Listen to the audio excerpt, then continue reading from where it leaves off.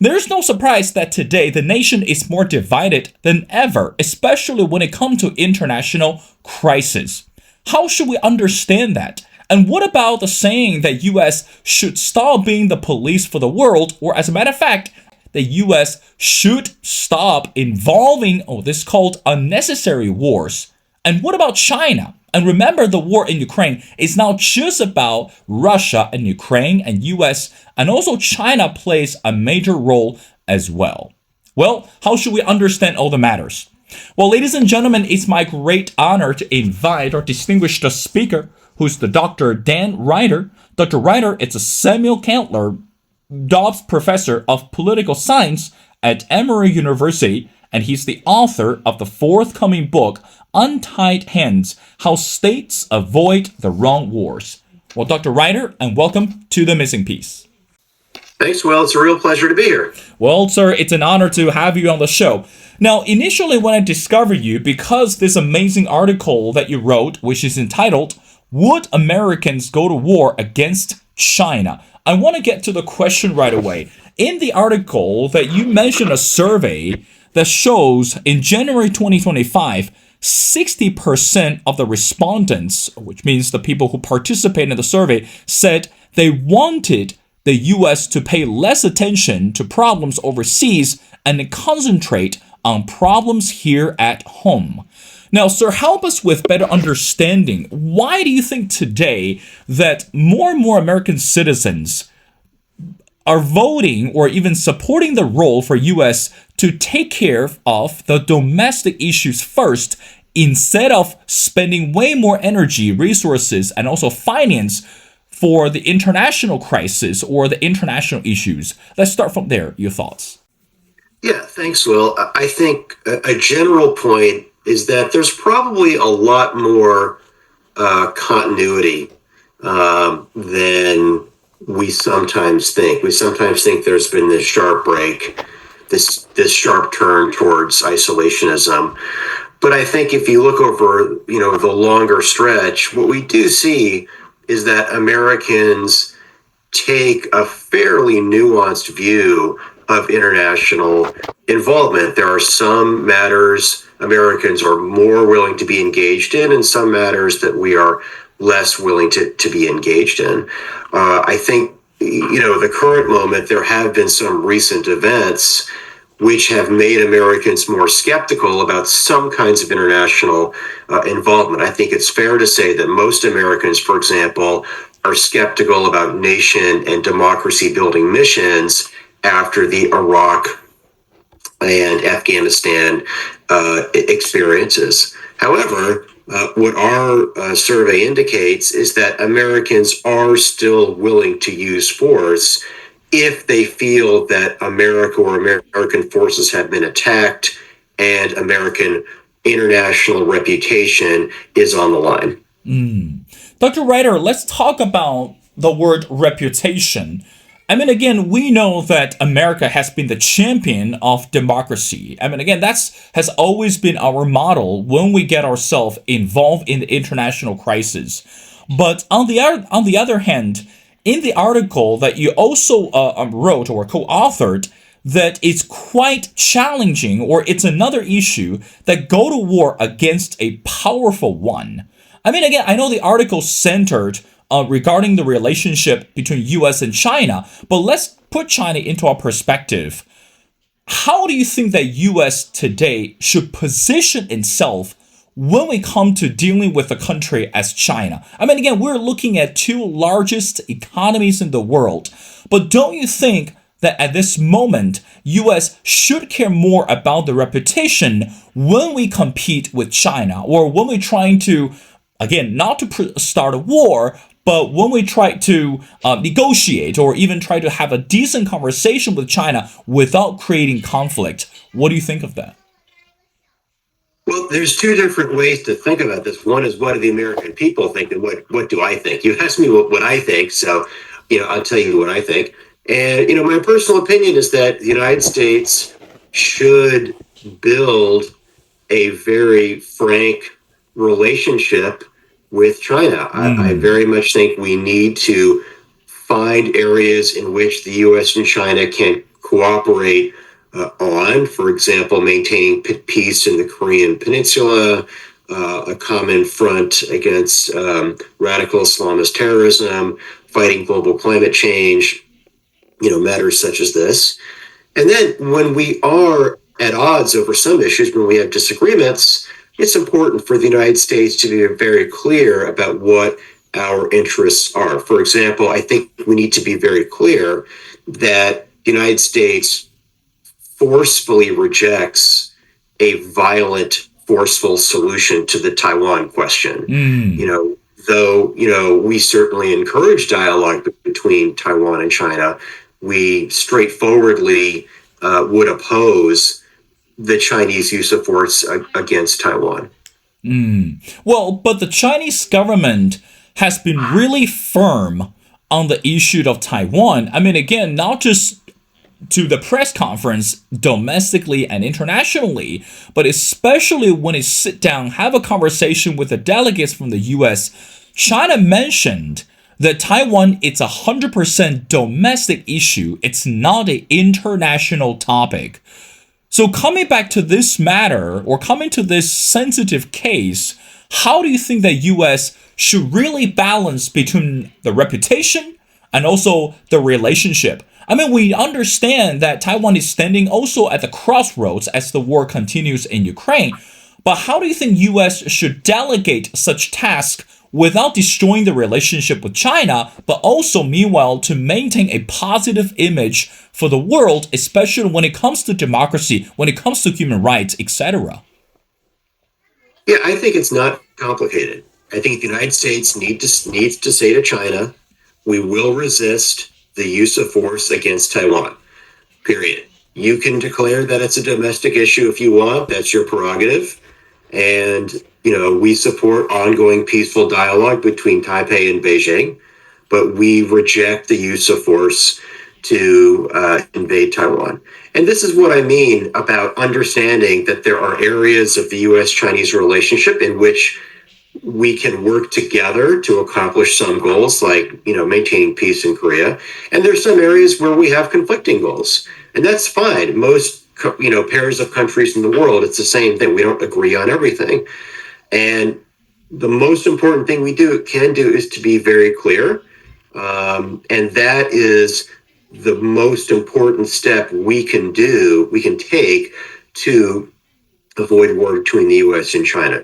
War between the U.S. and China becomes much more likely if the United States is not clear over issues we will go to war over, and then Beijing may falsely conclude that they could take forceful steps, use force, and the United States might remain removed. Well, I want to, since we're talking about the war and we talk about the conflicts, I want to bring another concept into our conversation, which is the word military. I mean, we know that today when we talk about either domestic or international issues, the military has been one of the most significant elements in the conversation. And also, in the article, you wrote that Donald Trump is a firm believer of implementing the military strategies.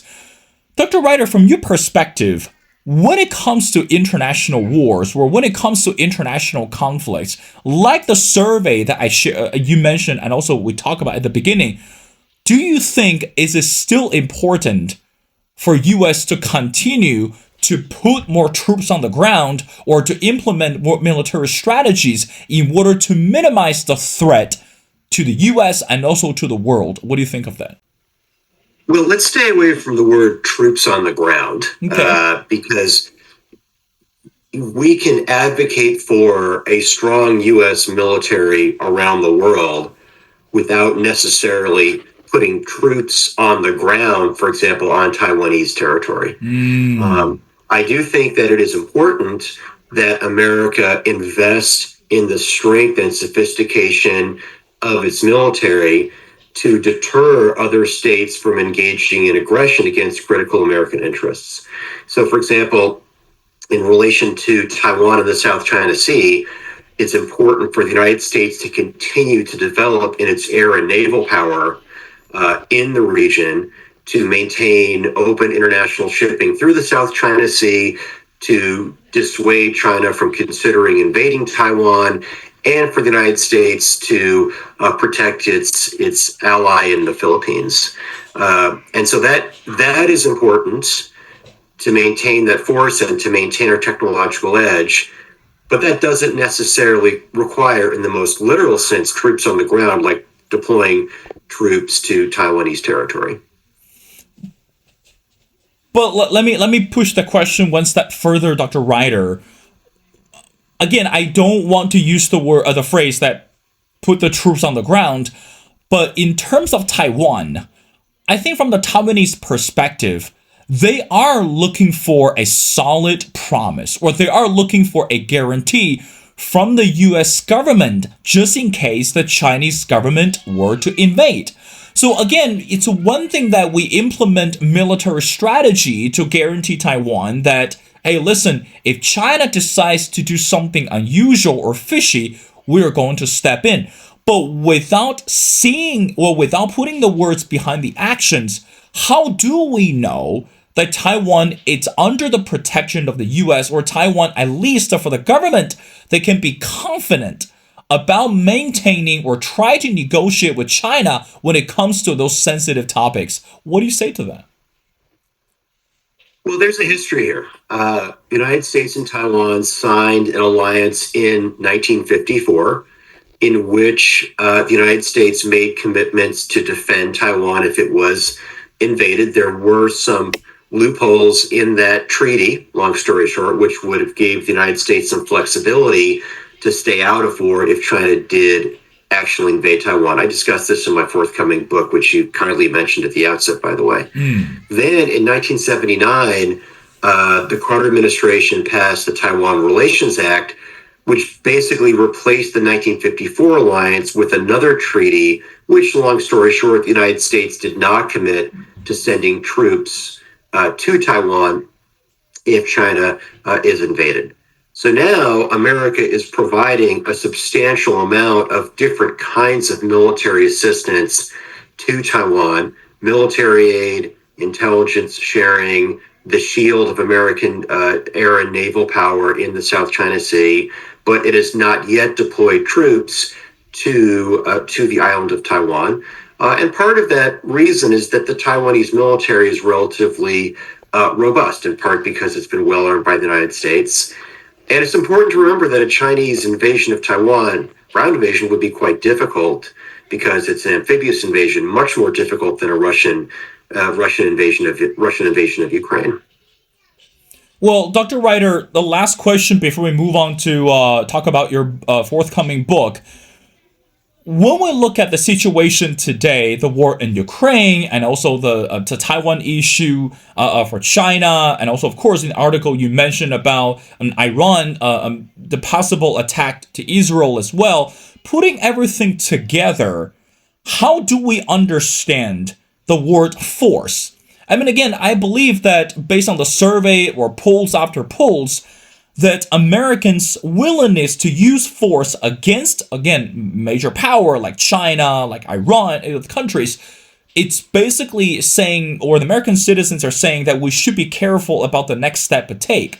But on the other hand, without using the force or without making the message clearer, how do we know that those major powers can understand that they're really walking in a thin ice? Or so in other words, they should not continue to provoke US, or they should not continue to use any whatsoever to challenge the international community. So again, going back to my question, do you think that today is it still Americans' role or Americans' responsibility to make the message clear so that rest of the world can understand, and also all those powers, and they will understand as well? What do you say to that? Yeah, I think the United States government is relatively good at communicating to the rest of the world what kinds of aggression will be met with the use of force and what kinds of aggression will not be met with the use of force. So, for example, China engages in a lot of very low level aggression against countries in the South China Sea. It launches millions of cyber attacks against Taiwan every day. It flies its aircraft sort of very close to Taiwanese airspace. Its naval vessels fire water cannons and ram Philippine vessels. And, there's an understanding that China can do these things and the United States will not use force. Everyone understands this. However, everyone also understands that there are red lines, which if China or Russia were to cross, then that would lead to the use of force. I mean, this is why in the Ukraine war, not only has Russia not attacked the territory of any NATO members, it has also not launched any airstrikes on any NATO members. It's also why China has never launched airstrikes or missile strikes on the main island of Taiwan. It's also why Chinese vessels, while they have rammed and launched water cannon attacks against Philippine vessels, they generally do not actually fire cannons against Philippine vessels.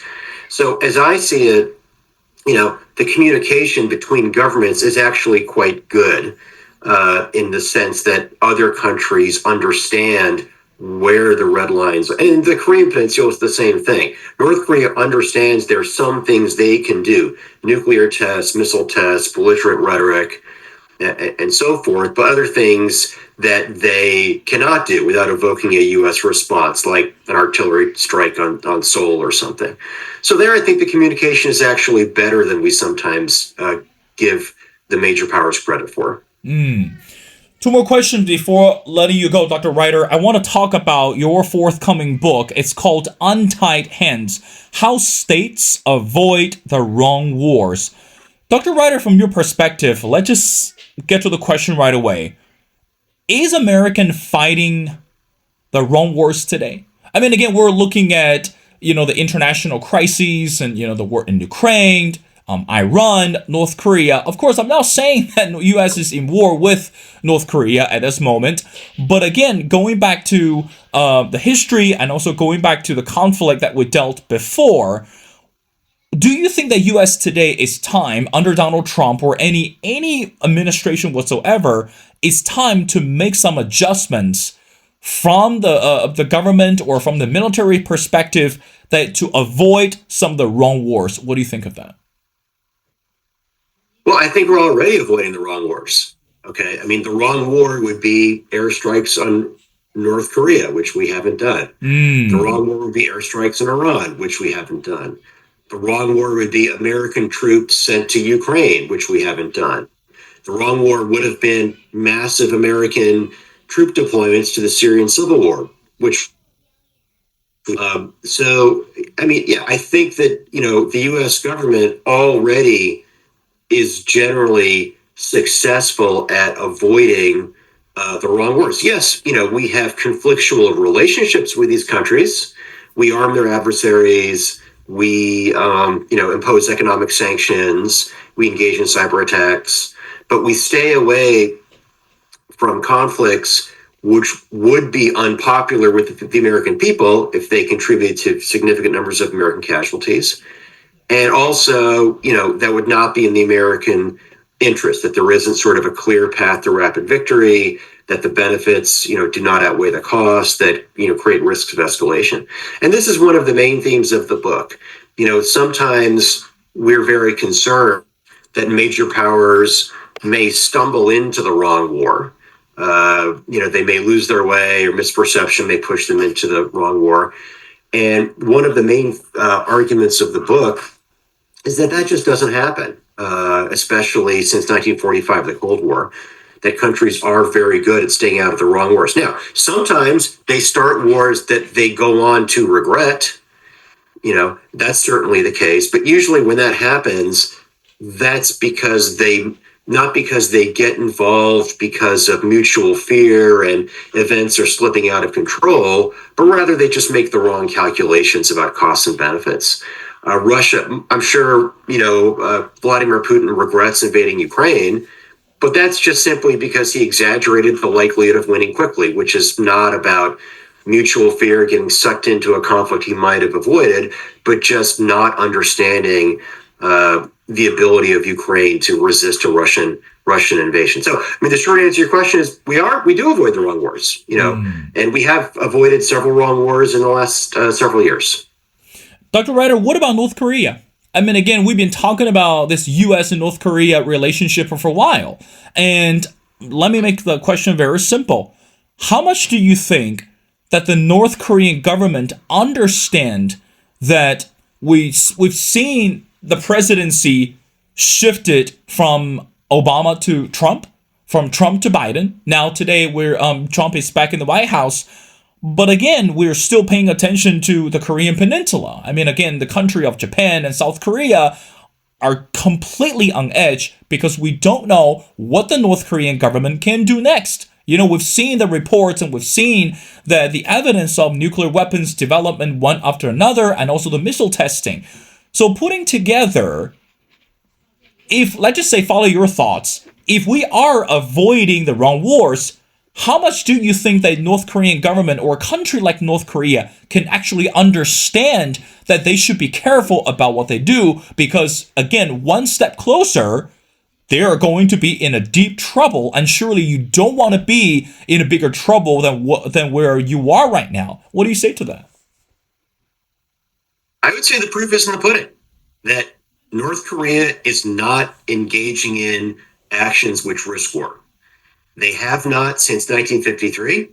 They've had nuclear weapons for at least 30 years. And what have we consistently seen across this entire time period is that neither country has invaded each other. Neither country has launched airstrikes or missile strikes against each other. There have been some very small military actions, very limited artillery attacks, very limited attacks on naval vessels once every several years. But this is what I would, urge your listeners to think about. When you're trying to think about how the world works, forget about what people like me and journalists, kind of stories that we tell about risks of war and things like that, and ask yourself a very simple question. What has happened?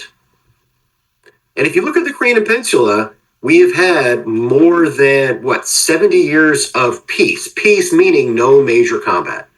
Okay? And what that tells me, and that would tell your listeners, is that we have a surprisingly stable peace on the Korean Peninsula.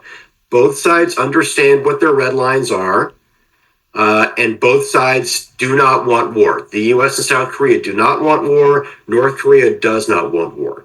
And when you have two sides which don't want war and where the red lines are clear, then you get very stable peace, and that is what we have. Yes, there are many things about North Korea we don't like. It's clearly an absolutely brutal regime. We would very much like for them not to have a nuclear weapons program, not to have a missile program, not to be helping Russia in the Ukraine war. But that is a different issue than the simpler question, which is what is the likelihood of war in the Korean Peninsula? And the likelihood of war is extremely, extremely low. Well, Dr. Reiter, I want to wrap up our conversation by asking you the last question. Again, your forthcoming book is called Untied Hands: How States Avoid the Wrong Wars.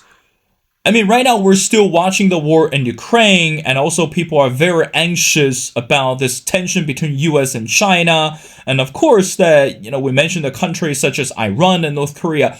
Putting everything together, what would you expect the readers to understand by reading your book? Because again, right now, I have to say that across the globe, as soon as the people read the news, including the buzzword wars, that is going to cause a massive anxiety, and that's going to cause a massive, and again, the sleeplessness. So from your perspective, what would you expect the readers to understand by reading your book, and how important it is to understand or to clarify some of the misunderstandings? Your final thoughts. Yeah, I would ask your readers to trust their own judgment. Don't listen to people like me. Don't listen to journalists. Don't listen to people putting a spin on things. And ask yourself some very, very simple questions, which is, have we had war between the U.S. and China, U.S. and North Korea, U.S. and Russia? No. Okay. And that shows that these countries are much better at managing their relationships and avoiding war than some people in the media would like to think. So, most people in the public are very reasonable. Okay. They think about what's going on and they come to very reasonable conclusions. So trust your common sense. I mean, think about the Ukraine war. Okay, there's journalists like to hyperventilate about the likelihood of the U.S. getting sucked into the Russia-Ukraine war. But this is an example in which America has done a good job of staying out of the wrong war. The wrong war meaning U.S. Troops deployed to Ukraine to fight Russian troops. Ukraine is not a member of NATO, so the United States was not treaty bound to intervene. There were a couple of hundred U.S. military trainers deployed to Ukraine in February 2022. The Biden administration withdrew them, so there was no, Americans killed as American troops. And the Biden administration was very, very clear to Russia that Russia must not launch any attacks on NATO territory. And Moscow heard that loud and clear and has not launched such attacks. So don't worry about the hyperventilating journalists who are exaggerating the likelihood of war just to get more clicks on their blogs and their, op-eds and newspaper articles. And just ask yourself very, very simple questions about what the world looks like. And I think your listeners will find this to be surprisingly reassuring. I mean, this is the opposite of how people sometimes think about the economy. So some people, they may hear news saying, hey, the economy is actually, is doing pretty well.